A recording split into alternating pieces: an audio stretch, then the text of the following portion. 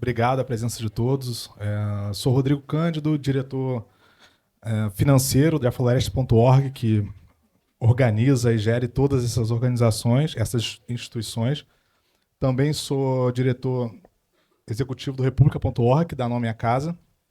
Chamo para a mesa dois dos maiores publicitários brasileiros, Dedé Laurentino, que é vice-presidente de criação para a Europa, Oriente Médio, África, da OGV, e autor desse livro, Você Está Aqui. Também, junto com ele, a Joana Monteiro. Pode vir, Dedé. Olha, Dedé aqui. Obrigado. Com ele vai estar a Joana Monteiro, que atua como CCO de muitas empresas do Brasil e Canadá, sendo eleita a mulher mais criativa no mundo da publicidade, de acordo com a Business Insider. E essa mesa vai ser mediada pelo Michael Scott, Financial Times. Obrigado. Bom, muito obrigado pela apresentação. Bem-vindos à discussão. A gente vai falar de um tema bem interessante, bem complexo, que é a marca Brasil, não? Então, temos aqui muito para falar com dois expertos, dois das pessoas mais experimentadas no mundo marqueteiro. E vamos começar com o Dedé, que vai nos falar de um estudo que se fez da imagem do Brasil no mundo, não? Que é uma coisa de muitos dados, porque a gente achou que é bom começar com alguns dados, não para orientar a discussão. Dedé. Obrigado. Boa noite, pessoal. Obrigado por terem vindo. Eu preciso, antes de tudo, fazer um disclaimer. Eu já vivo fora do Brasil há 14 anos e sou muito ligado ao Brasil e o coração está muito sensível, porque eu tenho muita saudade. Eu já vi mais mesa da Flip na vida do que jogo de Copa do Mundo. E o meu estado emocional é tal que agora em Cannes, o Brasil foi, pela primeira vez, o Festival de Publicidade de Cannes homenageou um país pela sua criatividade ao longo dos anos do festival. E o Brasil foi o país que inaugurou esse tipo de homenagem. E a Rede Globo foi lá. A Rede Globo é uma parceira do mercado publicitário brasileiro muito forte e estava presente. E uma banda levou a banda do Baixo Augusta para lá e tocaram a música da Globeleza, né? No meio da tela da TV, no meio desse povo, a gente vai se ver na Globo. Eu chorava cantando isso e tal. Então, essa é a pessoa que vos fala. Eu peço perdão desde já. E esses dados aqui a gente trouxe porque tem um versinho de um poeta escocês. A Escócia é o nordeste da Grã-Bretanha. Eu sou nordestino, não sei se perceberam isso. Eu sou nordestino. E nós nórdicos temos essa relação Nordeste e Escócia. E tem um versinho desse poeta escocês, que é muito famoso, o poeta, chamado Robert Burns, e eu traduzi livremente o verso dele, que diz assim: pedir a Deus que esse dom nos dê, de ver a nós mesmos como o outro nos vê. Então, é diferente a imagem que nós fazemos do Brasil do que o mundo faz do Brasil. Então, a gente tem esses gráficos aqui. Eu queria ver se vocês adivinhavam. Aqui vai de 100, que é o pior, a 1, que é o melhor. Então, esse gráfico, a Suíça ganha. É o gráfico número 1. Esse estudo foi feito com 96 países, entrevistando pessoas de 96 países, 17 mil pessoas, ao longo de 8 anos. Então, tem muitos dados, como você falou. Qual vocês imaginam que é esse dado onde o Brasil está em número 30, a Suíça está em número 1 e quem é pior está em número 100? Que dado vocês acham, que fator vocês acham que é esse aqui, por exemplo? Onde a Suíça ganha. Não é queijo. Também não é chocolate. É o apanhado geral dos 76 critérios que eles avaliaram. Suíça ganhou de todo mundo, não só da gente. Suíça é o país número 1 em todos os critérios. Mas sendo mais específico, esse segundo aqui, a Itália. Número 1 é a Itália. Número 11, a gente está bem pertinho do topo, é o Brasil. Qual vocês acham que é esse gráfico? Culinária. Não é. Mas é importante para a gente. É influência cultural no mundo. A gente está em número 11. se a gente for passar mais um, vamos terminar rápido, depois a gente termina com o Brasil. Número 1 é Dinamarca, 41 é Brasil. Esse dado é particularmente interessante em relação àquele versinho do poeta escocês, porque isso aqui é o dado de propósito social. E a Dinamarca tem número 1 em propósito social, o Brasil tem número 41, mas quando perguntados aos brasileiros, eles acham que a gente está aqui. Então, nós, no Brasil, achamos que em propósito social a gente está lá em cima. E 96 países do mundo nos veem aqui. E o último, para a gente terminar, com o Brasil. Vamos tirar esse. Esse aqui é aberto para negócio. E esse aqui, a gente ganha. É boa notícia. Qual vocês acham que é essa boa notícia? Não é a violência, não, é boa notícia. Não é propaganda, boa hospitalidade perto. É turismo de aventura. Número 1, batemos a África, que tem aquelas aventuras de ver aqueles animais ao ar livre e tal, a gente ganha. Então, isso é muito favorável para a nossa imagem. Então, isso é só para a gente entender como o outro nos vê, porque agora a gente vai falar de como é que a gente pode fazer essa ponte de imagem nossa para os outros também fazer essa Então, ponte. João, passamos a ti um pouco. Então, vemos aqui um pouco um panorama das forças e fraquezas do Brasil. O que isso nos diz sobre a marca Brasil em geral, na sua opinião? Bom, gente, primeiro, boa noite. Obrigada. Prazer estar aqui, ainda mais com o Dedé, que é um pernambucano que a gente chama, né? Que curiosamente, eu conheci o Dedé, só fazendo uma rápida... Eu já conhecia o Dedé, né, de publicidade, aqui de São Paulo, e uma vez eu estava em Madrid a trabalho, e aí eu escuto a voz de um britânico falando com a voz do Dedé. Aí eu me viro, era o Dedé mesmo. Foi bem antes dele ir morar na Inglaterra, ele já falava com um sotaque britânico perfeito. Era um troço, assim, eu nunca tinha visto. Acabou indo morar sem nenhum tipo de dificuldade na Inglaterra, onde está até agora. E eu também acabei... eu nasci no Rio, depois fui para São Paulo, depois Mas para você é de Salvador. família pernambucana, E não? minha família é pernambucana. Então, a gente se encontrava também... Essa eu não quis falar. E A gente- deveria dizer que eu também nasci na Escócia. Então, temos aí uma temática nordestina aqui. Então aqui somos É a todos mesa nordestinos, nordestina. a mesa de nordestinos, justamente. Inclusive, quando a gente fala da marca Brasil, é curioso, porque o Brasil são muitos, né? Então é até difícil. A gente teve essa discussão aqui, né? Um pouquinho sobre que Brasil a gente quer vender, né? Você, quando você está dentro da publicidade, você busca primeiro entender o que é que você vai vender. E eu acho que a nossa... Eu estava contando que eu também fiquei agora 3 anos no Canadá e que a percepção nos diferentes lugares do mundo sobre a gente, sobre o Brasil, é muitas vezes estereotipada, mas, ao mesmo tempo, e não é exatamente o que a gente gostaria que fosse. Aí vocês me perguntam, tá legal, o que a gente gostaria que fosse? Também não sabemos. Então, nem esta definição sobre o que a gente é, ou pelo menos o que a gente quer ser, como a gente quer ser visto lá fora, né? Tem uma coisa curiosa na publicidade, que é assim, se você não disser como a sua marca quer ser vista, ela vai ser vista como escolherem. Então, é muito importante falar, é muito importante construir esta marca, né? Quais são suas crenças, enfim. E eu acho que o Brasil hoje enfrenta esse dilema, né? Que é assim, como é que o Brasil quer ser visto lá fora? E a sensação que a gente tem é que, enquanto a gente não definir isso de uma forma muito clara, é muito difícil você encontrar uma solução. Porque, de novo, primeiro você tem que encontrar qual é a sua identidade, né? E uma vez que você tem essa identidade, você vai pensar qual é a melhor estratégia para você vender. E vamos entrar na identidade um pouco mais na frente, mas também deveríamos fazer um parênteses, dizer que a imagem do Brasil fora tem mudado dramaticamente nas últimas 2 semanas, pelo menos nos Estados Unidos, não? Onde, para alguns, pelo menos, o Brasil virou praticamente estado foragido, não? Então, que é uma coisa sem precedente, muito esquisito, não? Que mudou totalmente a narrativa. Por que isso? Como aconteceu isso? Bom, como aconteceu, a gente sabe.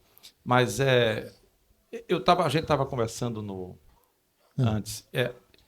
Esses dados e essas nuances de imagem, diferenças de imagem por eventos pontuais e específicos, têm efeito imediato na percepção, muda o modo como as pessoas percebem, mas como a construção de qualquer outra marca, ao longo prazo, daqui a 10 anos, daqui a 5 anos, terá esse incidente dessas semanas que talvez tenham repercussão pelos próximos 3 anos, mas daqui a 5 anos, na imagem, não na realidade concreta, mas na imagem que se faz do país fora dele, terá tido alguma influência? É difícil dizer, eu acho que talvez não.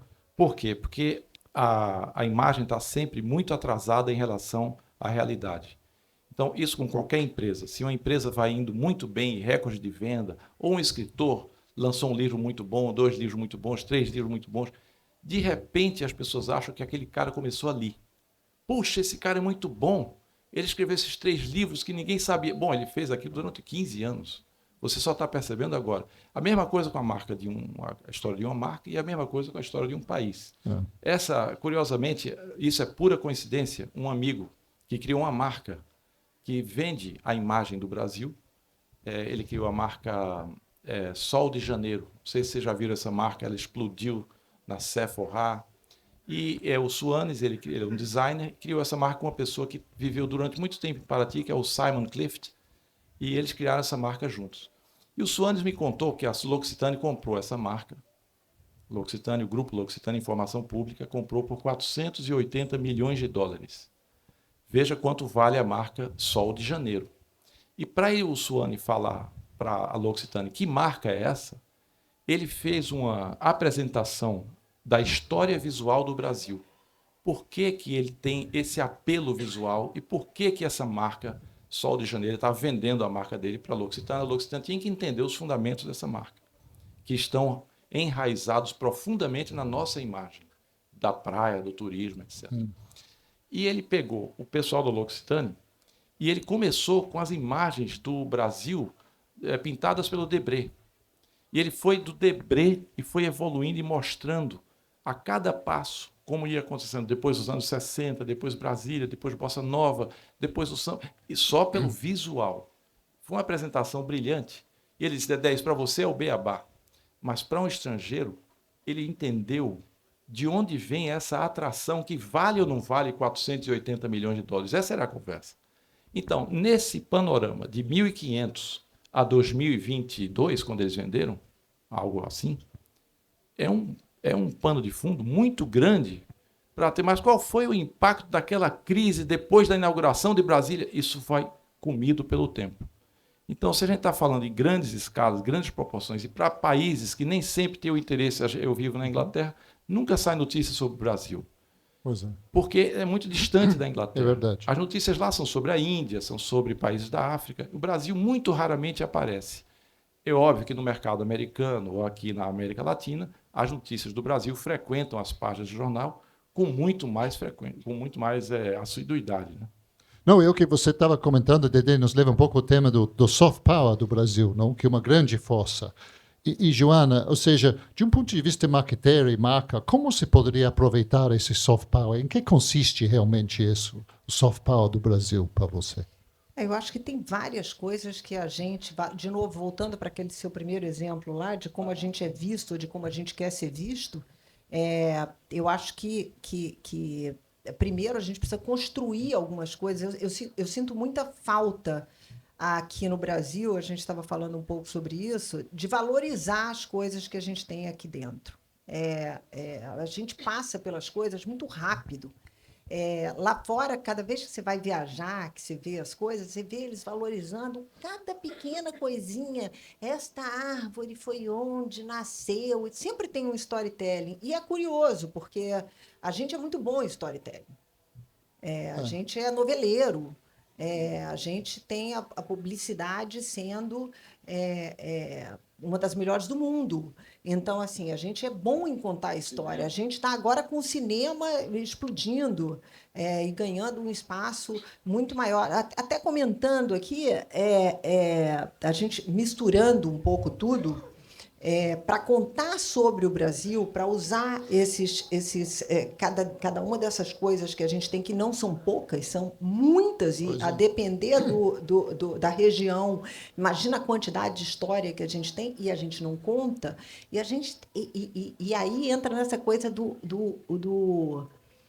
a gente tem tanta coisa de valor que a gente não dá valor a certas coisas e a gente não conta. Então, porque o soft power tem que ser muito mais que uma frase bonita, não? Tem que ser também um assunto comercial que você pode aproveitar. Sem dúvida. Acho que depende do que a gente... De novo, eu volto para o briefing. Entendeu? Qual é o briefing? O que é que a gente quer contar? Qual desses powers a gente vai contar e para quem? Então, eu acho que essa é o grande drama que a gente tem hoje. Primeiro, ele é interno, precisa ser resolvido internamente. Olha, qual vai ser a nossa identidade? Como é que a gente quer ser visto e aonde? E como? Para poder traçar a nossa estratégia. E a gente é tão poderoso, gente. A gente tem essa história da internet, que a gente quebra a internet de vez em quando e acaba com a reputação de alguém lá fora, entendeu? Porque a pessoa foi indicada para o Oscar e não é a nossa. Então, vamos quebrar. Então, assim, tem determinadas coisas que são extremamente poderosas no Brasil e que, de alguma forma, começam a chegar lá fora. No Canadá, eles falavam bastante, ao contrário da Inglaterra. No Canadá, se fala bastante. Eles sempre sabem o que estava acontecendo. E o Bolsonaro, na época que ganhou, a primeira vez que ganhou aqui, todo mundo sabia que era um maluco, como é que vocês deixaram um cara desse entrar. Foi antes de depois eles quebrarem a cara, porque eles entenderam como é que entra quando entrou o Trump e eles não tinham mais controle sobre isso. Então, assim, eu acho que, respondendo sua pergunta, tem que descobrir como usar e aonde, mas, para isso, a gente precisa se organizar. Eu acho que sem um planejamento de o que a gente quer dizer e aonde a gente quer atuar, e isso na publicidade também, né? Sem um bom briefing, sem uma boa pergunta, como é que você vai ter uma boa resposta? É interessante porque justamente isso, a Joana estava falando antes na nossa conversa ali, que quando a gente vai cuidar da imagem de uma marca, e muitas marcas precisam comunicar de vez em quando qual é a sua essência, a primeira coisa que se faz, porque essas marcas não são entidades vivas, elas são produto do que as pessoas que as manejam vão decidir. 5 executivos, 6 executivos. Se for uma empresa grande, vão ter que envolver mais gente. O que é que eles fazem? A primeira coisa é quem nós somos. Muitas vezes são processos... Ou seja, a história da origem da marca. A história da origem da marca, quem comprou a marca, como ela nasceu, quais eram os principais propósitos naquela época, mudaram, são os mesmos, esse tipo de coisa.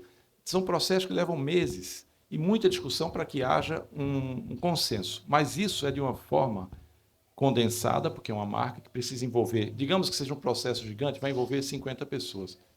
O Brasil tem 290 milhões de habitantes que possuem o Brasil. Nós fazemos esse país assim como fazemos a língua portuguesa. Nós é que falamos certo o português gostoso do Brasil. Então, a gente tem que... É um processo que vai se dar de uma maneira muito mais natural e orgânica do que coordenada, mas é absolutamente necessário, tão necessário quanto aquele de uma empresa que vai fazer. Porque a história da marca Brasil é especialmente complexa, não? E é uma história que também se está mudando. Esse a gente estava falando que a gente vive, eu acho, um ponto de inflexão, foi aí onde ensinamos uma expressão bem brasileira para o Michael, que a gente vive uma grande DR no Brasil. Aprendi algo novo hoje, exatamente, DR. E como tudo DR, é uma coisa tensa, necessária, que vinha sendo evitada há muito tempo, mas a gente está, como uma sociedade, debatendo essa discussão absolutamente necessária, mas que muda a nossa imagem, a nossa autoimagem, dramaticamente. E isso tem que acontecer e se solidificar para que essa imagem possa, então, ser transmitida para os outros. E tudo acontece ao mesmo tempo, é óbvio. Não vai um processo acabar para que outro comece. Tudo isso é concomitante. Mas essa DR profundamente necessária pode ter elementos coordenados. Por exemplo, as cotas nas universidades é um processo coordenado que assimila uma parte fundamental da população brasileira e dá acesso a essa parte dessa população a desfrutar e criar o Brasil. A Rede Globo, quando muda o jeito que apresenta seus telejornais e quem aparece nas novelas, as empresas de publicidade, quando põem pessoas que refletem mais aquelas que a gente vê nas ruas do Brasil, tudo isso são coisas coordenadas, é feito, não é coincidente, existe uma organização por trás, e o que a Joana fala, a gente precisa se organizar, e isso precisa ser levado à enésima potência. Educação é um processo fundamental para que isso aconteça. A educação tem que ser um objeto de desejo de toda a sociedade, não apenas de algumas partes, de toda a sociedade. É difícil isso aí, porque ao se conquistarem direitos, privilégios deixam de existir. Porque, como alguém hoje falou, o que as mulheres, o que as pessoas pretas querem não são privilégios, são direitos. E acontece que há pessoas com certos privilégios, que deixam de ser privilégios se todos têm o mesmo direito, óbvio. E esse processo é doloroso, difícil, há forças que são contrárias a isso, claro, que é aquelas que têm os privilégios, e isso vai ter sempre esse embate. A gente vive esse momento agora, foi um momento muito demorado para chegar, graças a Deus está aqui, então nos enche de um pouco de esperança. Talvez a gente não esteja vivo para ver a consolidação dessa discussão, mas ela existe e vai haver, e será maravilhoso quando acontecer, com mais rapidez. Talvez mais rápido que em outros processos, devido aos meios de comunicação hoje. Mas tudo isso para dizer que aqueles que os executivos chamam de away day, quando eles vão para um hotel para discutir a marca, a gente está nesse hotel, um hotel lindo, que é gigante, e a gente está nesse hotel discutindo essa marca. E isso vai ter uma influência direta na imagem que o mundo fará de nós muitas décadas depois. Joana, como você acha que esse processo difícil de encontrar-se com a história vai mudar a marca Brasil? Eu sou menos otimista, né? Não, eu sou um pouco menos. Assim, porque não é uma discussão muito civilizada. Exato. Eu acho que temos assim. A gente entrou nesse conflito aqui lá atrás, que era exatamente virar e falar assim, mas, cara, tem gente que não crê na coisa. Ele fala, não, mas a coisa é real. Tem a coisa que é real e a coisa que não é real. Eu falei assim, e tem o surreal, né? Que é assim, o cara não acredita no treco que existe, entendeu? E aí tem bastante. Então, assim, eu estava contando que, aí falando dentro dessa história de como vender, né, e o que vender, por exemplo, é uma boa escolha para vender a história da ditadura, por exemplo, foi o filme. Então, assim, a Laís estava com a gente hoje contando que o Marcelo Rubens Paiva resolveu fazer o filme, o Ainda Estou Aqui, o livro, né, que deu origem ao filme, justamente porque ele se surpreendeu que tinham pessoas que falavam, mas teve isso mesmo? Então, assim, tem o real e tem um cara que simplesmente não acredita na imprensa, não acredita em coisas que são... Para a gente é assim, como assim? Então, ainda tem. Eu acho que sim, evoluímos, eu acho que tem uma coisa de maré, né? Sempre, historicamente, você vai, depois você volta um pouco, aí depois você vai de novo, aí você avança um pouquinho mais, e assim a gente vai indo. A gente viu muito isso, eu vi muito isso nessa questão da mulher também, na liderança, né? O quanto vai, que também é um avanço dentro desse momento da DR, né? Tem a DR de várias, do LGBTQIA+, dos pretos, das mulheres, enfim, não falta assunto para a DR brasileira. Mas, de qualquer maneira, acho que é fundamental que a gente decida o assunto para saber onde atuar. São muitos, e é preciso definir... E a mudança é considerável, não? Eu morei no Rio de Janeiro no começo dos anos 90, voltei a morar no Rio no começo deste ano, e a mudança nestes temas é muito grande. Ou seja, eu morei no começo dos 90 sem saber que o Rio de Janeiro foi o principal porto para a entrada de escravos nas Américas. Porque nessa época não houve nenhum tipo de lugar, história, memorial, lembrança, zero. E agora sim. A gente falou sobre isso, né? A questão não é simplesmente você ter uma série de museus, e aí entra bem a publicidade, né? Que é assim... Como que você vai falar com aquele público para deixar aquilo interessante para que o cara entenda? Porque tem isso também, né? É isso que a gente faz. A gente procura entender o que precisa ser contado e escolhe o melhor jeito de contar para que seja mais atraente para que essas pessoas, de fato, ouçam, né? E entendam e acreditem, de novo, porque tem o não crer. E aí, eu acho que quando a gente fala, por exemplo, do museu, o cara simplesmente não vai no museu. Eu me lembro que na época da Covid, era mais comum se acreditar, foi naquela época, era Bolsonaro também, e se dizia, olha, acreditar ou não acreditar na vacina, ou seja lá o que for. E as marcas, naquele momento, as que tinham credibilidade, eram mais ouvidas do que os jornais, os meios de comunicação. Então, se você ouvia uma campanha da Natura falando sobre por exemplo, a devastação na Amazônia, você sabe, porra, é mesmo, tem mesmo uma devastação na Amazônia. Então, é muito louco, porque, assim, então, a gente tem que encontrar quem vai dizer o quê para quem, né? É verdade. Outra coisa que a gente também falou é que, às vezes, há países que coordenam bem esse esforço e por longo tempo. Um exemplo recente, que um país que não estava, eu imagino, no radar da maior parte da população global e entrou de maneira avassaladora, é a Coreia do Sul. Mas isso não foi por coincidência. Então, a Coreia do Sul entrou com o K-pop, minhas filhas conhecem K-pop, ouvem K-pop, moda, série na Netflix, ao ponto de a turma da geração Z quer aprender coreano. Imagina quando, há 20 anos atrás, um jovem de 18 anos ia querer aprender a falar coreano ou visitar a Coreia. Mas esse esforço, que não foi por acaso, foi coordenado, tem um efeito benéfico dessa cultura desse país, conseguir falar com outras pessoas. A gente foi uma exposição, e em relação aos museus.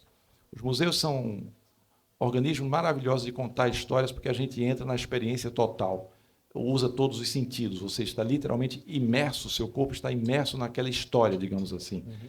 E a história que a gente foi ouvir da Coreia no Museu Victoria and Albert Museum, lá em Londres, era dos aspectos da cultura. Eu saí de lá impressionado. Um aspecto que eu não conhecia bem era a moda. Foi o que mais me encantou. Design e moda.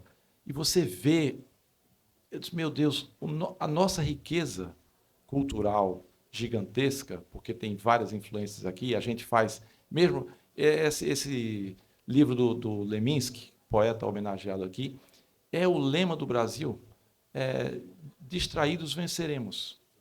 Então, a Bossa Nova ganhou o mundo, não foi uma coisa... Tom Jobim, tem um dinheirinho nisso aí? Aquela pergunta famosa, né, quando ele recebeu o telefonema do Frank Sinatra. Tem um dinheirinho nisso aí? O Zé Miguel Wisnik também já falou disso muito bem, da maneira como o Brasil trata aquele improviso e o carinho de ser o poetinha, Toquinho, Vini, o apelido, e tem essa promessa de felicidade que o Zé Miguel Wisnik fala do aspecto da nossa música. Então, distraído, o Brasil já tem vencido.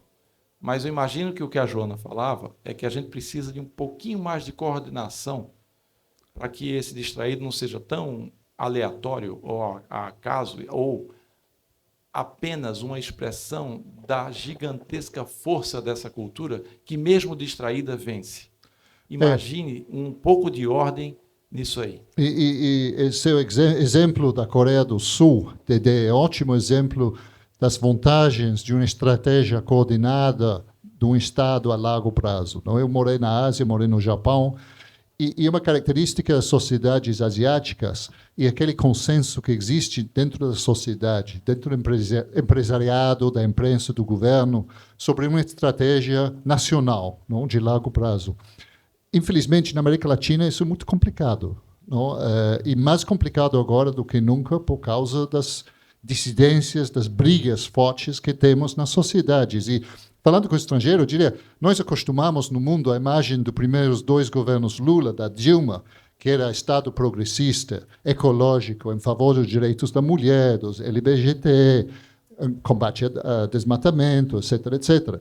E depois chega o Bolsonaro e o mundo fica perplexo. Isso é o mesmo Brasil? Os brasileiros votaram por isso. O que aconteceu com o Brasil? Não? Então, a marca Brasil fica já muito confusa. Não? Sabe o que é curioso? Um pequeno à parte. É que, às vezes, em marcas que a gente consome, que não são muito fortes, ou não têm uma identidade tão forte, elas mudam de discurso, ou de aparência, conforme muda o diretor de marketing. Porque o diretor de marketing entra, o Chief Marketing Officer, ele entra, agora eu vou fazer do meu jeito. Então, se não foi feito por mim, não é tão bom. O dentista tem um pouco esse approach, né? Nunca o trabalho está bom. Ele sempre, quem fez isso aqui? Então, agora, se, digamos assim, um diretor de marketing entra numa marca como Dove, é uma marca que a gente atende lá na nossa agência, que há 20 anos fala da mesma coisa, com um grande poder, que é da Real Beleza, e defende, desde 2004, que haja uma definição de beleza muito mais abrangente do que aquela inatingível. A Dove cresceu a hoje ser um patamar de uma plataforma de 7,5 bilhões de dólares. Então, o diretor de marketing que vai atender a Dove, ele não vai mudar essa história. Essa história é maior do que ele ou ela. Essa história vale 7,5 bilhões de dólares. A Unilever não vai dizer, claro, mude aí, rapaz. Ele não vai fazer isso. Aliás, no Recife, rapaz é uma palavra que não tem gênero, ela é unissex. Então, vocês se acostumem com esse rapaz que eu falo para minha mulher. Rapaz, você não sabe o que aconteceu hoje. Então, quando você tem uma marca como Dove, como Nike, que tem uma identidade muito forte, ela resiste à mudança de governo, entre aspas, ou de regime, ou de gestão. E, infelizmente, o que você está dizendo, num país que seja mais maleável, como é o nosso, isso muda conforme a pessoa que está na cadeira. Isso prejudica muito esse país, muito esse país. Algumas marcas, inclusive, desapareceram quando mudaram o Bombril. Estava indo muito bem há 20 anos, tinha um livro sobre isso, e entrou um novo diretor de marketing e falou, vamos mudar tudo. E, fim. E também a gente vive uma época onde tem muita gente para destruir, pouquíssima gente para construir. Então, vou mudar tudo que está aí. Aí todo mundo, ótimo, vai botar o que lugar? Não sei, mas vou mudar tudo que está aí. Então, esse discurso parece interessante, porque as pessoas querem a novidade, somos todos novidadeiros, como diz meu pai, vassoura nova varre bem. Mas depois você não sabe o que vai construir, e uma marca pode desaparecer, um país pode se degringolar nessa brincadeira, e não é uma brincadeira. Mas é curioso, porque a gente tem...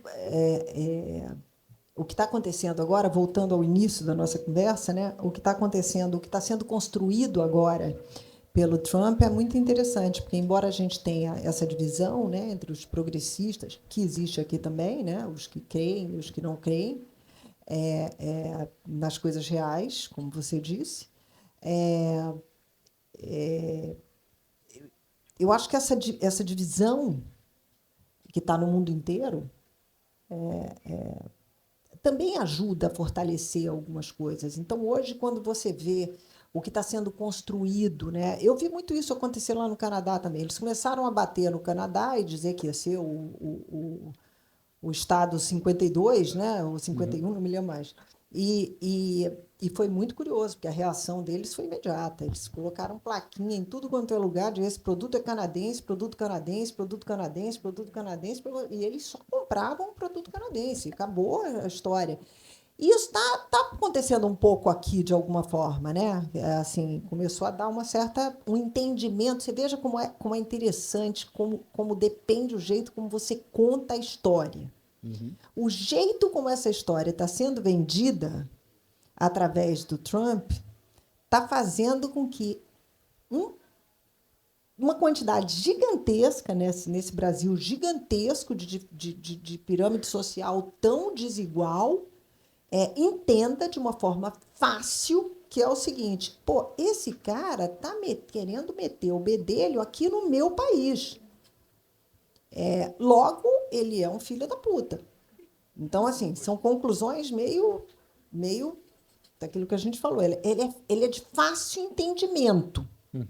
Automaticamente, o cara que está defendendo que isto não aconteça, essa história, ela foi relativamente...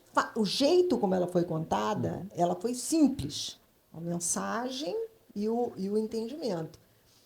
E gerou toda essa mudança. Quer dizer, que pode, daqui para o ano que vem, pode mudar tudo? Pode.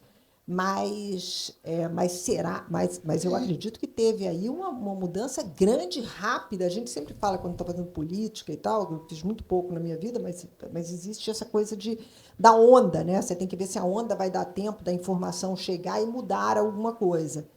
Porra, essa onda foi um tsunami, bicho. Todo mundo entendeu muito rápido. Então, de novo, para falar sobre o jeito de contar, para quem contar, né? Esse inclusive, a gente não teve mão de nenhum marqueteiro. O cara foi lá, o cabra foi lá, fez e deu certo. Esse é o assunto, não, Joana? Então, essa narrativa que deu Trump sobre o Brasil foi uma reflexão do que ele foi contado pelo Bolsonaro, não? Pela família Bolsonaro, que foi lá aos Estados Unidos a vender uma imagem do Brasil, que comprou o Trump, e logo depois ele refletiu de novo lá fora, não? Realmente. Mas foi uma narrativa inventada no Brasil, que aqui é ditadura, que não tem direitos. Essa foi a narrativa que ele foi vendido. Ele comprou essa narrativa. Eles conseguiram contar uma história que não é real, de novo, surreal, e através da repetição. Isso é uma coisa que a gente fala também muito antigamente. Você tinha uma mídia extensa e você não precisaria ser tão criativo, já que você repetia. Você tinha uma mídia frequente no mesmo lugar, que era só tinha TV aberta, e as pessoas eram engolidas ali pela informação.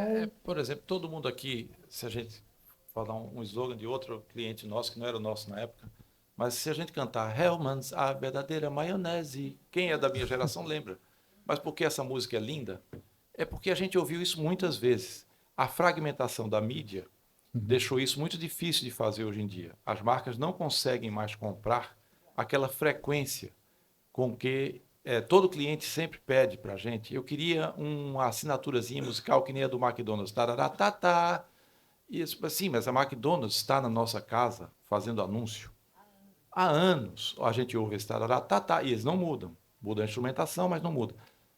Ao passo que a marca, às vezes, desses nossos clientes, não é situação de mídia fragmentada, a pessoa vai estar em contato com aquela comunicação produzida pela marca, portanto, com essa assinatura musical, 3, 4 vezes ao ano.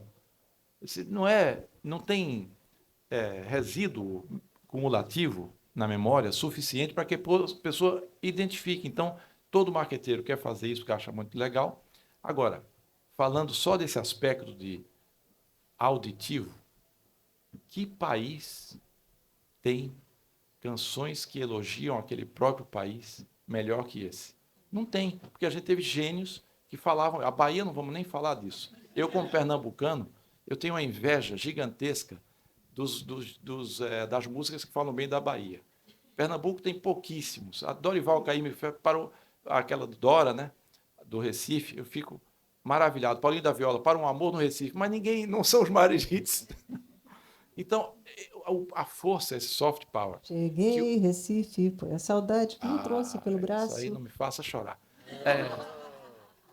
Imagine esse soft power nosso, a penetração da música do Brasil. As meninas eu fico tentando fazer elas ouvirem música brasileira, elas cresceram na Inglaterra. Aí nós fomos a Tóquio. Todo lugar Tóquio só tocava música brasileira, você está vendo? vocês têm essa música cool, não é dead, dead é uncool. Se quer matar qualquer coisa, eu indico. Se vocês quiserem uma coisa que elas não gostem, eu falo para elas, elas vão detestar. Mas todos os bares do Japão, então esse soft power da nossa, porque já um chavão dizer isso, é óbvio, não estou revelando. Só o André Midani fez 4 gerações de música, da bossa nova, da tropicália, do rock brasileiro, só esse cara, um único cara. Então esse é o poder que a gente tem. Agora, vou comentar uma coisa da Grã-Bretanha, você me perdoe. Por favor, fique à vontade. A gente, como se sabe, é um país colonizado. E a gente aprendeu a olhar para o que é de fora com admiração. E, para o que a Joana está dizendo, nem sempre com o mesmo valor e admiração para o que é de dentro. É óbvio, às vezes há momentos de ufanismo no Brasil, quando o filme ganhou o Oscar, como você falou, foi Copa do Mundo. Eu estava fantasiado de Fernanda Torres, gritando na frente da televisão, porque era carnaval, e eu estava com a roupa da Dior, essa era a minha fantasia. Era Dior, mas eu pus Diosca na mão. Essa era a minha fantasia. Então, era futebol. É claro que há momentos de ufanismo. Mas nada que se compare a um país que, como você falou, todo o país foi colonizado. Muda apenas há quanto tempo. E a gente ainda é um país jovem nessa colonização que a gente sofreu. A gente ainda está buscando agora, nessa grande fase de DR, a nossa identidade, chegando muito mais perto dela do que era em 1800, por exemplo. Mas existe uma coisa para vocês verem a diferença de percepção. Sabe como a Inglaterra descreve o verão britânico? O Brasil tem verão. A Inglaterra tem 4 dias de sol, que eles chamam isso de verão. Sabe como eles chamam isso? Eu acho divino isso. The Great British Summer. Como que pode existir The Great British Summer? Outra coisa que eu acho genial é que eles falam para mim, eles têm um preconceito lá que é muito divertido, que eles acham que homem de sunga é horrível. Eles chamam de Speedo. Outra coisa interessante que é uma marca.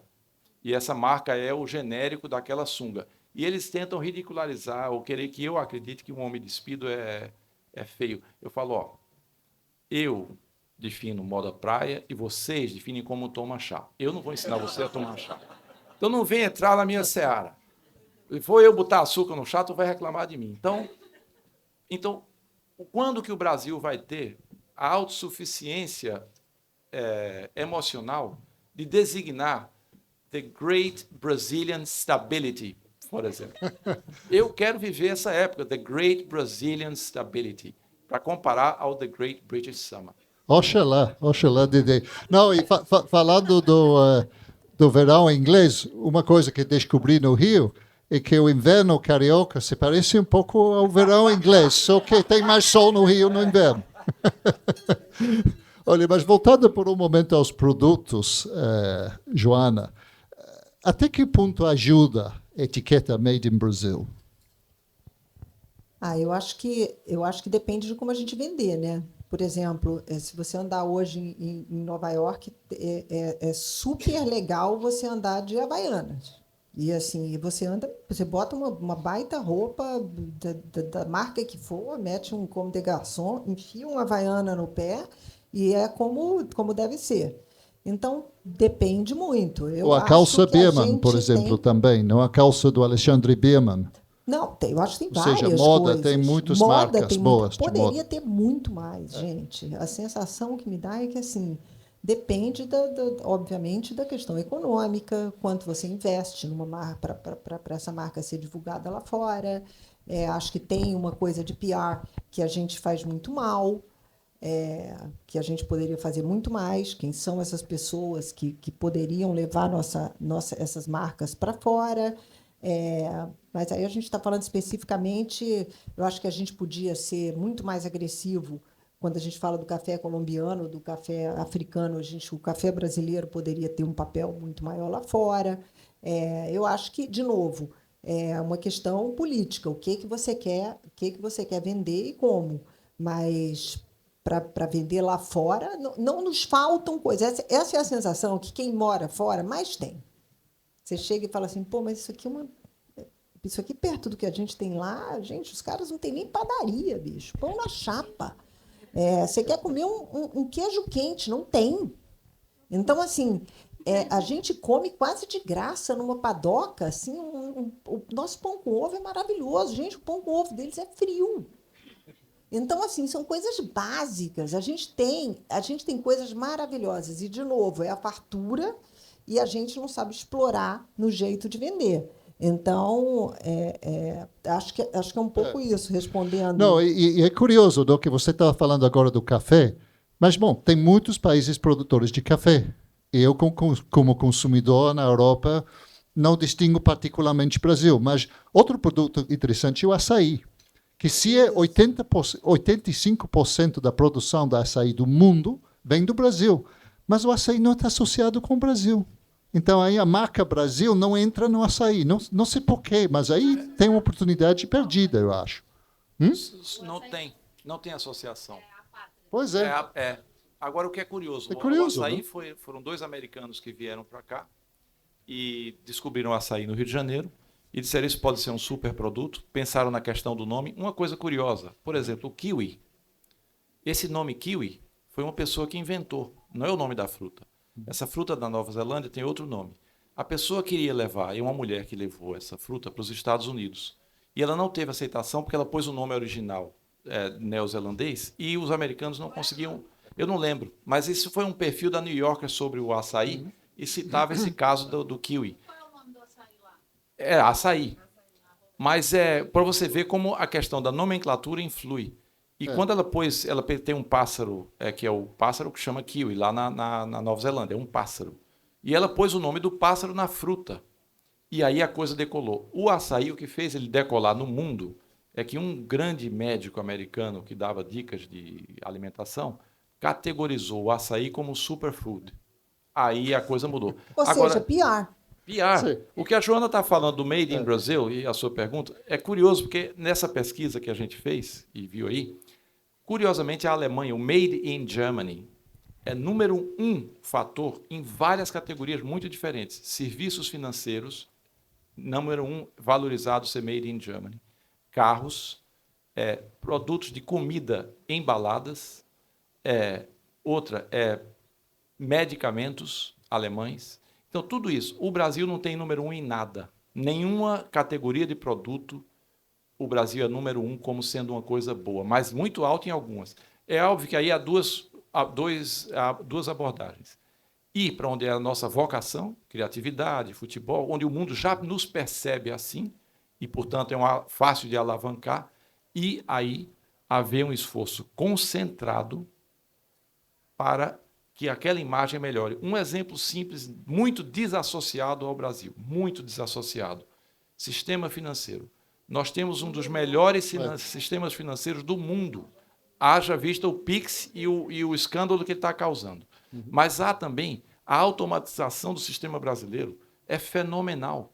E a minha experiência em bancos na Inglaterra é deprimente. Eu falo para ela, um país como o Brasil... Concordo plenamente. Dá de 10 em vocês... Você vende ação nos Estados Unidos, na Inglaterra, vem um cheque pelo correio que você precisa fisicamente levar ao banco e a prova de que aquele cheque foi depositado na sua conta é um papelzinho escrito à mão.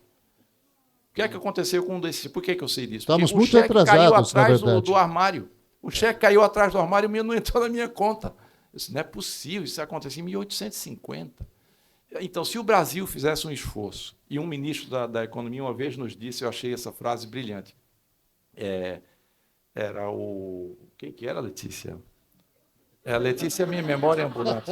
Armínio Fraga. O Armínio Fraga disse para os colegas dele o seguinte.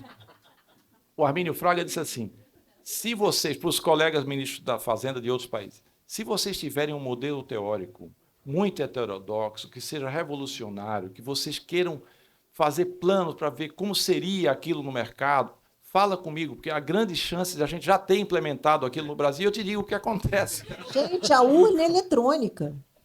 A urna eletrônica. Entre outras coisas. Então, o Brasil tem esse manancial. Há os aviões brasileiros, é claro.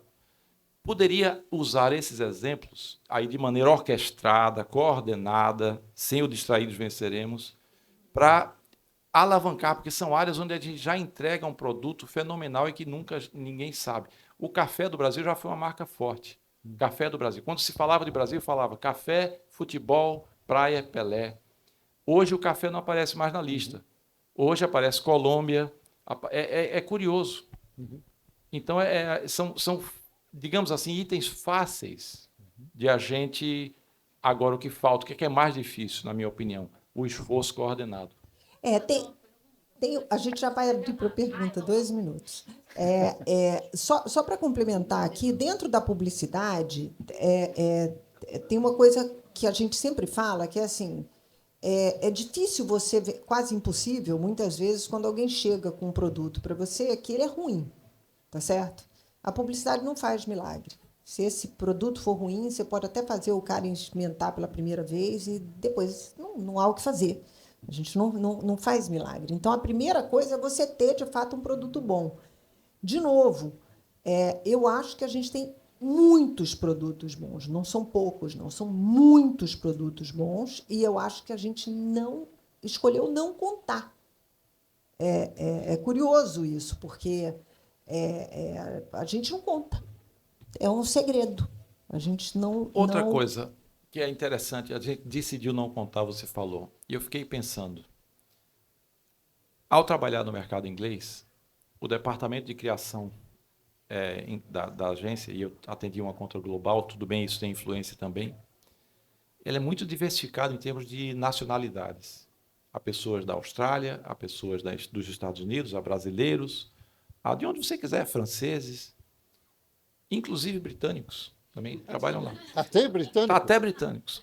E comparado ao mercado brasileiro de publicidade, é isso que eu estou falando, 99,9% do mercado brasileiro é feito por brasileiros. Então eu pensei, talvez o Brasil seja mais uma ilha do que é a Grã-Bretanha, ou era antes do Brexit. Porque é curioso que interessa, então, a gente ir lá fora falar, ou a gente é muito autocentrado, ao ponto de a gente dar as costas para a América Latina. Então, eu comecei a falar espanhol porque, nesse cargo global, eu falava em inglês com o pessoal da Argentina. Eu achava isso um absurdo. Eu estou falando com pessoas que são próximas, a minha língua é muito perto da deles e eu estou falando em inglês. Por constrangimento, eu passei a aprender espanhol com mais interesse, por causa desses indivíduos, dessas 4 pessoas. Então, será que o Brasil não precisaria de maior interesse? Você falou, por que não existe essa coordenação? Talvez o departamento do governo que cuida de turismo, esses idiotas não sabem o que a gente faz aqui. Talvez eles tenham razão e a gente está falando aqui sem conhecimento de causa. Mas eu falo como um brasileiro que vive lá fora e vivencia no seu dia a dia qual a imagem do país. Agora em Londres, uma exposição fantástica, emocionante, literalmente, como diz outro frevo do pernambucano, só existe frevo pernambucano, como diz outro frevo, de fazer chorar, é a exposição Brasil, Brasil, da arte moderna brasileira, no Royal Academy de Londres. Co-curadoria de Roberta Saraiva, grande alagoana. E eu entrei, como várias pessoas, as salas com o nome Brasil, Brasil, gigantesco na parede, e os nomes dos nossos maiores artistas estampados gigantesco na parede, programação visual maravilhosa da Marina Willer, que é sócia da Pentagram brasileira e trabalha lá, e fez essa programação. Eu chorei, porque eu disse, caramba, a gente está dizendo The Great Brazilian Art. É isso que está dito. Então, a gente tem que ter esse interesse em que haja esse diálogo com o resto do mundo. Ou a gente fica falando só com nós, que já é autossuficiente. A gente tem uma dificuldade que é a coisa do português. Isso não ajuda, né? Entre outras coisas. Mas não atrapalha tanto, né? O coreano fala coreano. Não é coreano, não é japonês, não é russo. Não, então... mas atrapalha. Atrapalha. Porque... Bom, eu ouvi uma frase maravilhosa hoje que o Gregório falou sobre o Ricardo Araújo, aquele grande escritor português. Que o Gregório falou isso na primeira flip que o Ricardo veio aqui. O Gregório disse, se o Ricardo escrevesse em inglês, todo mundo no Brasil ia ler ele, porque não ia haver mais a barreira da língua. E vamos passar daqui a pouco a perguntas, mas antes de passar as perguntas, tem um desafio para vocês dois como marqueteiros. Uma frase para vender o Brasil. Qual será a sua frase para vender o Brasil ao mundo?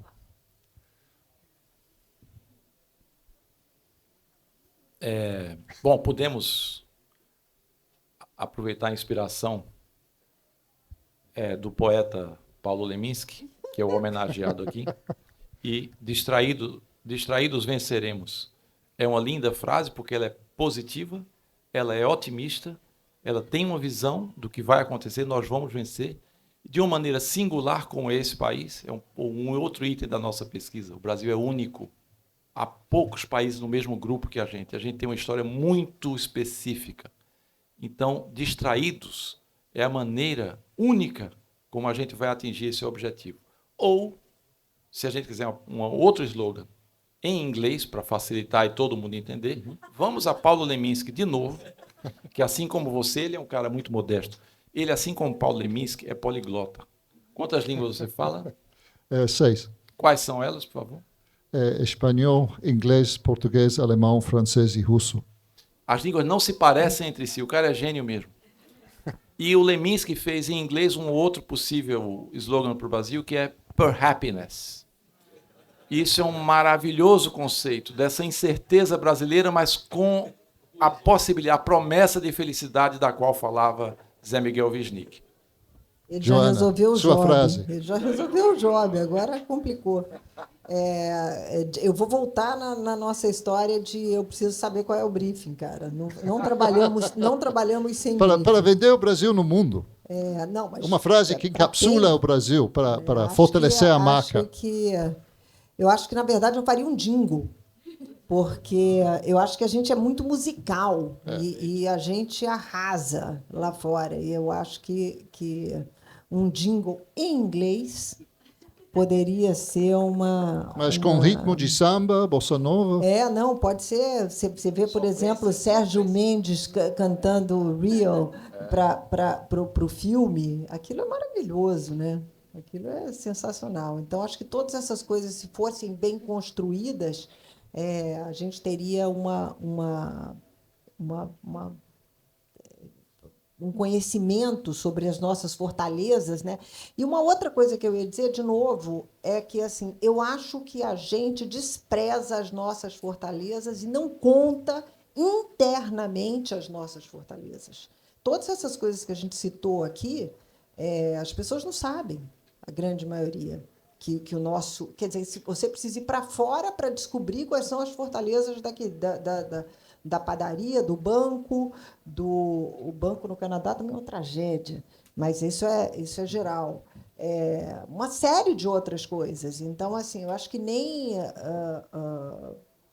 eu acho que a gente precisa contar mais e escolher como contar. É verdade. Bom, vamos passar a perguntas, então. Guilherme. Boa noite, eu trabalho na República.org, uma instituição dedicada ao serviço público brasileiro. A minha pergunta é como fazer a imagem do serviço público brasileiro ser cada vez melhor. Eu acho que precisa contar. Eu vou te dar um exemplo, Gui. Quando você fala assim, o que aconteceu depois que o Trump demitiu os caras todos lá nos Estados Unidos, o Trump está sendo maravilhoso, gente. Vamos agradecer. Ele tem encontrado meios de contar as histórias, de trazer essa história para o Brasil tão interessante. Essa é uma delas, né? O cara conseguiu demitir um monte de gente e assim, uma das principais coisas que ele fez é que ele demitiu o pessoal do serviço de saúde quando estava tendo o surto de sarampo. Então, assim, entre outros vários exemplos. Então, de novo, eu sou de Brasília, né? Eu fiz o UNB, eu sou uma carioca pernambucana, morei em Salvador, em São Paulo, mas cresci em Brasília. Ou seja, você é de Brasília mesmo. Exatamente, é isso aí. E a percepção que as pessoas têm sobre Brasília é péssima, porque é a percepção que eles têm sobre o serviço público. E toda vez eu tenho que defender. Falar assim, veja, não é isso. Tem uma série de pessoas... Eles sequer entendem que o concurso público é para garantir que o cara não seja... forçado a dar uma canetada, fazer uma série de coisas, porque ele é concursado. Nem isso as pessoas sabem. Então, tem uma desinformação, de novo, tem uma desinformação sobre o que é, quem faz, e como trabalham. Porque, para eles, serviço público é o cara que é corrupto. Basicamente é isso. Eu tenho uma sugestão. Não, acho que é contar o que é feito. Isso. Contar como é feito, contar por que é feito. Essa série de... E outra coisa, onde eles estão, em que instituições, o que aconteceria, tem sempre essa coisa, né? O que aconteceria se a gente não tivesse pessoas nessa área, que consequências haveria? E isso é super Você mostrar importante. resultados, não?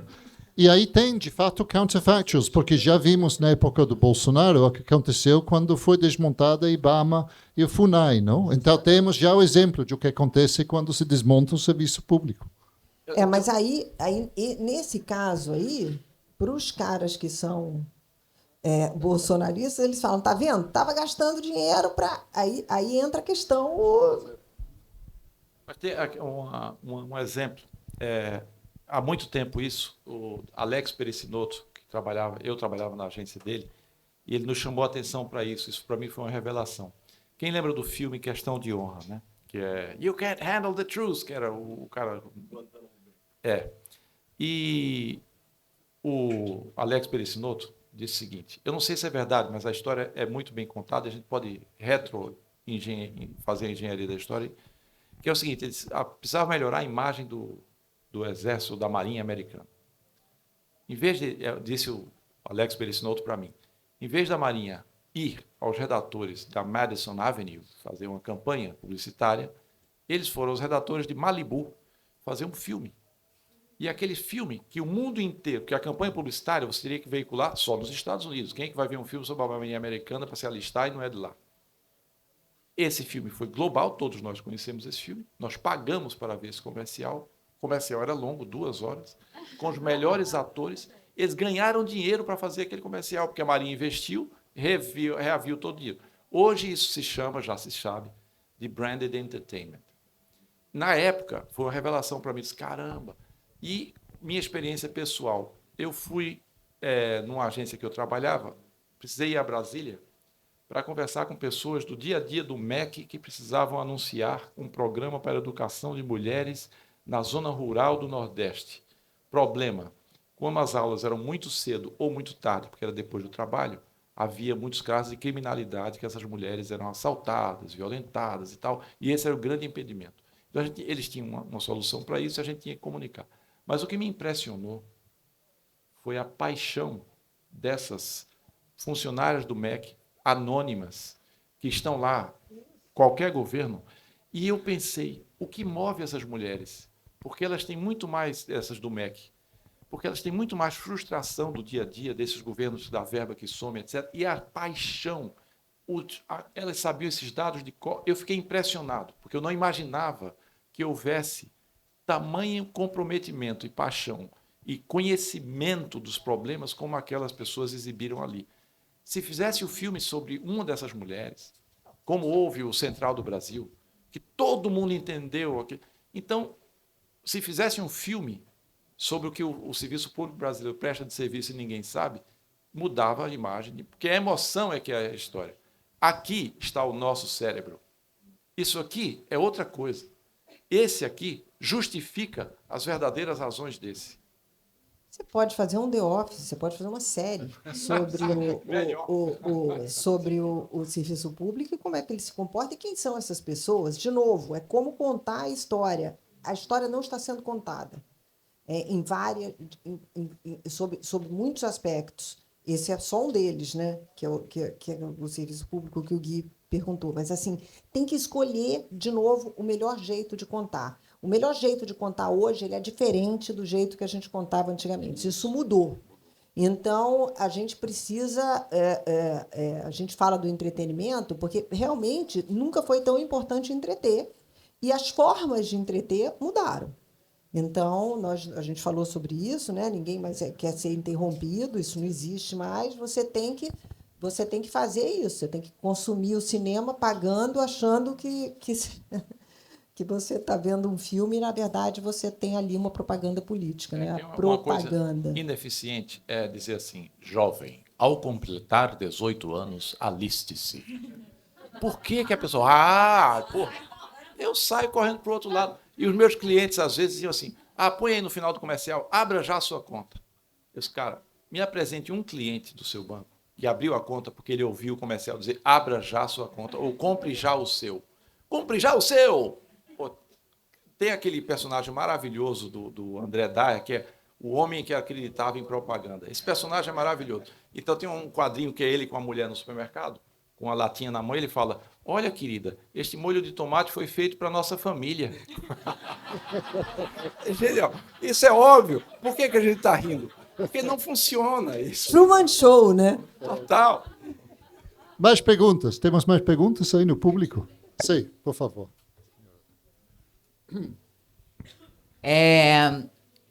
São duas perguntas, na verdade, mas bem diretas. Uma, o fato do Brasil ser um país continental não atrapalha muito a dificuldade da gente nomear quais são os nossos atributos, né? A Suíça é muito fácil, queijo, né? O sistema bancário e chocolate. Mas se você for discutir no Brasil quais são os atributos, uma pessoa do Nordeste e uma pessoa do Sul, elas vão falar coisas diferentes, né? Além do futebol, logicamente, que é a paixão nacional, que nos une, que é as havaianas agora.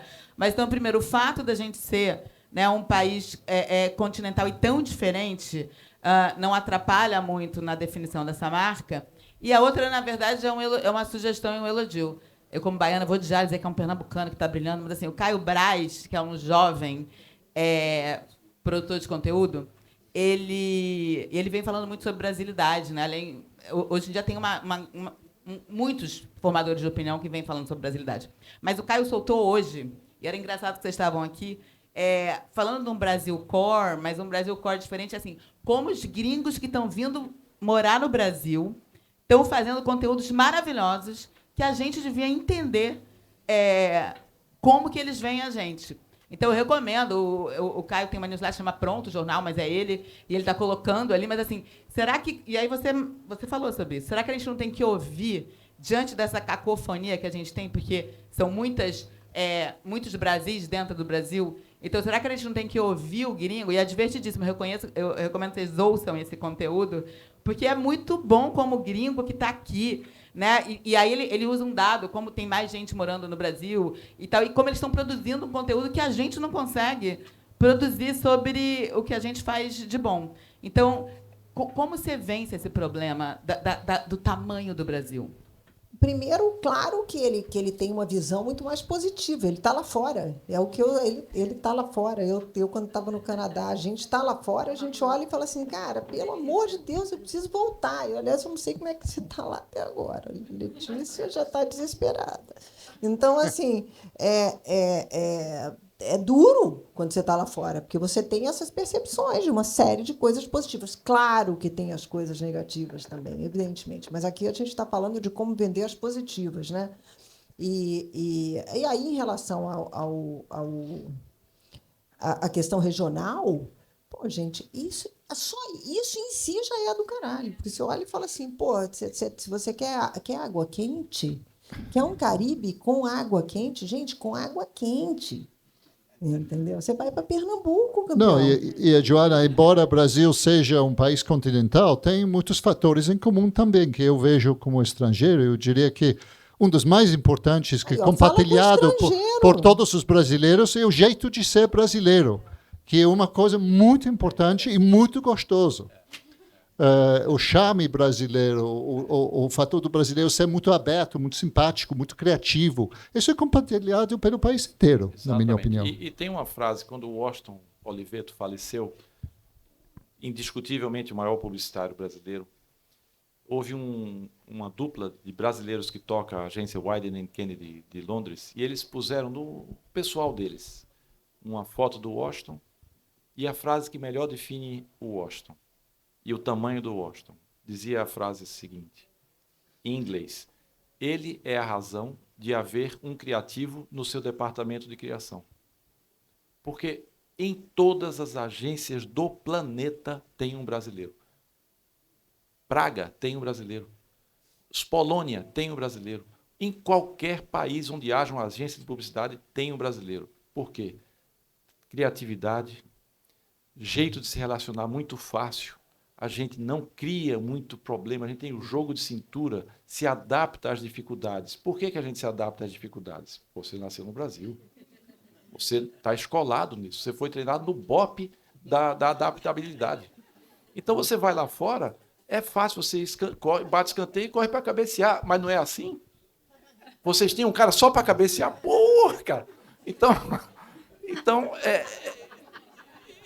essa capacidade nossa, que a gente dá como favas contadas, por isso que o olhar do estrangeiro... Agora, respondendo a sua pergunta, o verso do poeta diz o seguinte: pedir a Deus o dom que ele nos dê, de ver a nós mesmos como o outro nos vê, porque é difícil. E o contexto desse poema, que é divertidíssimo, aliás, nesse aspecto do humor deste poema se equipara ou se conversa com o Paulo Leminski, é que o cara estava na igreja, o autor do poema que diz essa frase, estava na igreja, tem uma mulher linda na frente dele, que ele está cobiçando, mulher linda na igreja, com o véu, e ele vê, sabe o quê? Um piolho no cabelo da mulher. Tanto é que o título do poema é Há um Piolho. To a Louse é o nome do poema. To a Louse. Curiosamente, ele tem um outro poema que é para um rato. To a Mouse. Só avança uma letra, vira M. To a Mouse, que tem outra frase famosa sobre os planos, que é os planos dos homens e dos ratos vão para as cucuias toda hora. Esse verso é tão famoso que deu o livro Of Mice and Men. Então, esse poeta, toda a história para dizer, consegue captar grandes verdades nesses versinhos. E essa mulher lindíssima, e o que é que ele viu? O piolho. Então, o Brasil tem que deixar de ver o piolho e passar a ver a beleza onde o piolho se encontra. Uma última pergunta? Eu vou fazer aqui uma pergunta, uma provocação, na verdade, para a mesa, para vocês três, incluir o mediador. Quando se pensa na marca Brasil, que vocês estão falando, eu notei que é uma visão, tudo bem, olhar para o Brasil, para dentro, quem somos nós, fazer a DR. E quando vocês falam lá fora, vocês citam uma visão eurocêntrica. E eu queria entender por que isso, se faz sentido isso, se isso não é permanecer nessa postura do colonizado eternamente, se é para fazer uma prospecção, bom, para onde a gente vai, será que não tem que romper? E aí, na nossa DR interna no Brasil, será que isso não faz parte da nossa DR, da nossa imagem, da gente se conhecer, que Brasil é esse, de onde a gente veio, quem nós somos, quem que estava aqui antes de tudo, né?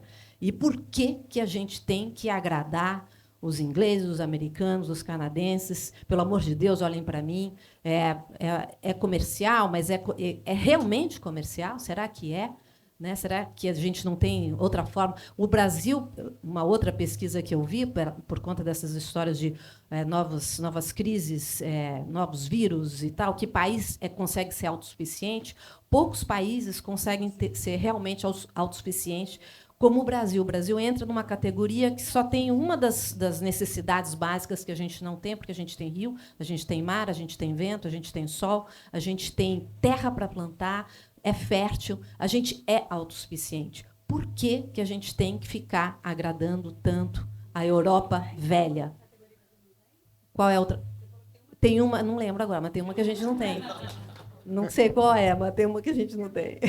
Então, provocando vocês três. Eu diria que eu acho que o Brasil não tem que agradar a ninguém. Eu acho que o mundo tem que agradar o Brasil, porque o Brasil está ensinando o mundo uma maneira de viver, uma maneira de conviver, que é muito importante, de tolerância, de compartilhar culturas, de conviver em paz, de desenvolver-se de uma forma sustentável. Eu sou firmemente otimista sobre o Brasil. Meus amigos brasileiros, às vezes, tentam convencer-me de ser pessimista, compartilhar o seu pessimismo. Não compartilho. Eu sou muito mais otimista sobre o futuro do Brasil do que sobre o futuro da Europa, que eu acho que tem muito problema. E a minha previsão, para fechar, é que eu acho que no futuro vai haver emigração da Europa ao Brasil. Já tem bastante gente, por exemplo, toda vez que acontecem essas guerras e tal, eu conheço muita gente que veio comprar terra aqui no Brasil e tal, por diferentes razões, e evidentemente não é fiscal, porque senão ele vai para o Uruguai, tem muitos indo também, mas que vem para cá porque é um país que não tem guerra. Evidentemente que agora a gente acabou de conseguir... E não tinha inimigos até a semana passada. Agora tem um grande. Mas eu não acho que a gente esteja preocupado em agradar só quem vem de fora. Mas eu acho um desperdício, isso eu acho, a gente ter tudo isso e isso não ser devidamente falado e vendido lá fora para que as pessoas pudessem vir e transformar. Gente, a gente tem o potencial de ter uma atração. A gente tem tempo bom o tempo inteiro, gente. Totalmente. Só isso já é um troço incrível. A gente tem as praias mais bonitas, das mais bonitas do mundo. Então, assim, tem uma série de coisas que E aí, eu não estou falando só para fora, mas para dentro também, justamente porque você tem diferentes... você pode pegar o Nordeste que está chovendo em julho, e aí você pode ir para o Sul e inverter depois. Você tem todas as alternativas por ser gigante. Eu só acho, a gente tinha falado aqui da Coreia, que escolheu o caminho da educação para construir uma coisa, falta para a gente, de novo, um caminho sólido, uma escolha de personalidade que a gente siga com ela, independente da mudança de governo, por exemplo. Se construir essa identidade, que seja uma identidade positiva, onde o Brasil inteiro saia ganhando sempre. Eu achei sua pergunta fabulosa, mas a gente tem que achar uma maneira de atrair. E eu vou encerrar essa resposta com uma analogia. O Brasil precisa ser o café da manhã. Por que o café da manhã? Porque o café da manhã era uma refeição como qualquer outra. Tanto é que em francês é literalmente pequeno almoço, e em Portugal é o pequeno almoço. E por que o café da manhã não é, hoje em dia, um almoço onde se come carne e feijão? Porque havia uma crise de excesso de laranja no mercado americano. Como que eu faço as pessoas tomarem mais suco de laranja, comer laranja? Criou-se uma campanha para dizer: tome suco de laranja na primeira refeição do dia, que é o breakfast, que é quebrar o fastio, né? O break the fast durante a noite. Então, tome, e por isso, graças a isso, um problema de mercado, a refeição do café da manhã hoje é ovo, bacon e suco de laranja, tipicamente, né? Mas se você for à Ásia, é feijão, é carne, é peixe, como é o almoço ou o jantar. Então, a gente precisa sugerir, ao seu ponto, esse jeito diferente de ser, concordo, a alternativa ao jeito velho, como você citou, ou uma Europa já cansada. O Brasil tem a sugestão do novo que já nos cabe. Nós somos um mundo novo, é um país jovem, e fazer com que as pessoas queiram tomar o suco de laranja no café da manhã. Senão, não adianta nada. Então, a gente tem que achar um jeito de fazê-los se interessar por nós, ou seja, agradá-los, senão a gente não vai conseguir haver esse interesse por vir para cá, comercial, como você falou, mas sem subserviência, apresentando essa novidade. Ótimo.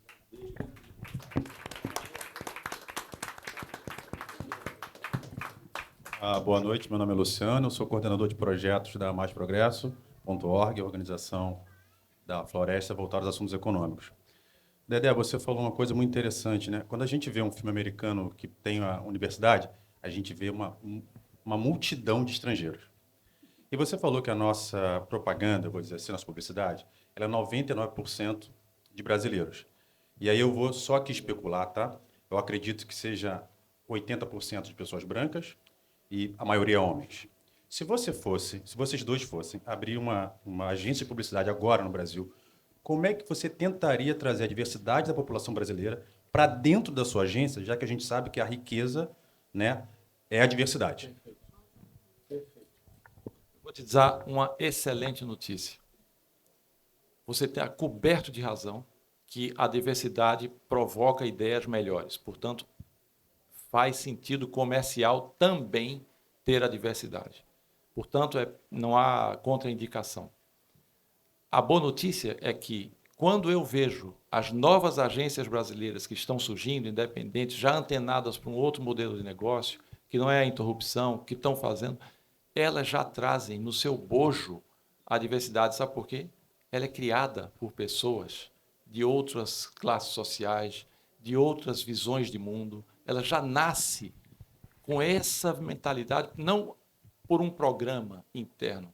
É claro que as outras agências já estabelecidas, como é o caso da URG, onde a gente trabalha, aí há, sim, programas ativos para trazer para dentro da agência as mesmas pessoas que estão lá fora, as mesmas com as quais a gente fala. E a gente fala com muito mais gente do que só homem branco. Isso já há, mas de maneira muito clara, essa mudança no cenário brasileiro. Está resolvido o problema? Longe disso. Mas já foram dados grandes passos na direção correta? Já. E continuam a ser dados. É só ver. Quando eu vejo as pessoas que trabalham nas agências, eu vejo elas anualmente quando a gente vai ao Festival de Cannes. E, portanto, elas já estão tendo a possibilidade de ir a um festival internacional. Eu fico muito agradavelmente surpreso. E Joana, que é uma liderança feminina, e há outras grandes lideranças femininas do nosso mercado, é prova disso. Mais ou menos. Acho que a gente avançou muito e voltou muito. Eu acho que desses últimos anos, por exemplo, eu acho que a Rede Globo conseguiu ter um avanço de representatividade, inclusive agora nas novelas e tal, e não voltou atrás, não voltou nem um pouquinho atrás, e acho que as agências voltaram atrás em muitas dessas conquistas nos últimos 2 anos, assim, de forma quase sem dó nem piedade, assim, tipo, não estou sendo cobrado mais, principalmente depois que o Trump entra. Fala, não estou mais sendo... Porque, não se engane, toda essa mudança foi top-down. Foi top-down das grandes empresas, como a Ogilvy, que é multinacional. Então, e eu trabalhava na FCB também, top-down. Quando deixou de ser, automaticamente a coisa voltou. Eu estou em grupos de lideranças negras e femininas, e a gente avançou bastante e agora, assim, sem nenhum tipo de... Aí está acontecendo isso que ele falou. Então nós vamos nos reorganizar, nós vamos organizar pequenos... Então, têm surgido os núcleos diferentes de trabalho montados, porque aí conta também essa coisa de você ter autoestima, de falar assim, não, eu posso fazer, eu vou fazer e vai fazer diferença. Nesse sentido, sim. Acho que surgiram pequenas coisas, com a dificuldade que existe no Brasil. Porque é aquilo que a gente estava falando. Aqui, uma cadeira, quanto vale uma cadeira que a gente fala, né, numa liderança? É uma briga de foice. Você saiu, tem 10 para entrar. Então, é mais difícil para a mulher, é mais difícil para a mulher negra e para o homem negro, né, nessa coisa. Para a mulher, para o homem negro e para a mulher negra. Que essa, então, está no final da carreira. Você está muito mais por dentro da nossa realidade do que eu. Inclusive, sendo mulher, você vivencia isso na sua vida e na sua carreira. Mas o que eu comentei com a Sophie Schomburg, que é uma outra criativa brasileira de liderança, e foi minha dupla por 7 anos, a gente é muito amigo. Eu falei, Sophie, e eu lembro, isso é que é curioso, eu lembro da Sophie, a gente trabalhou juntos 7 anos, ela me chamava a atenção de coisas, de momentos, de racismo, não, ou de misoginia, preconceito, e eu era cego àquilo. Eu disse, será, Sophie? Aquele comentário foi isso. E eu disse, será? E eu falei para ela, Sophie, a gente vive numa época em que a gente teve aquelas conversas e hoje as conversas são as claras. E hoje há uma conversa sobre... É um tema a liderança feminina, por exemplo. Então, houve um progresso em pouco espaço de tempo dessas conversas existirem. Em relação às pessoas pretas, eu vejo nesses meus, como eu te falei, nesses meus momentos de encontro em Cannes, eu digo, caramba, olha que maravilha. Outro dia, por exemplo, uma coisa diferente, 2 pessoas sentadas do meu lado, uma agência de Recife, uma agência próspera, que tem uma grande conta brasileira, continua funcionando no Recife por um cara de Olinda. Outra coisa impensável, eu tive que sair do Recife porque o mercado publicitário é São Paulo. Esses caras não, estão fazendo essa agência grande lá de Recife. Então, essas mudanças estão acontecendo. Infelizmente, eu acho que a gente continua tendo o mesmo problema, que é a questão de os clientes mandam. Então, se não houver uma mobilização, e eu falo muito isso para o grupo do Women to Watch, e que são mulheres que têm uma posição de liderança de marketing, e se não houver uma política que seja top-down vindo delas, da exigência de quem é essa agência, o que ela faz, que tipo de projeto, qual o nível de diversidade ali dentro e tal, não vai acontecer. E isso não acontece. Não vem dessas pessoas. E, para mim, esse seria o atalho, esse seria o shortcut e o melhor jeito de fazer isso acontecer. Eu não tenho a menor dúvida. Isso há anos, eu digo. Maravilha. Pessoal, obrigado. Queria agradecer aos nossos convidados, Dedé, Joana, Michael. A gente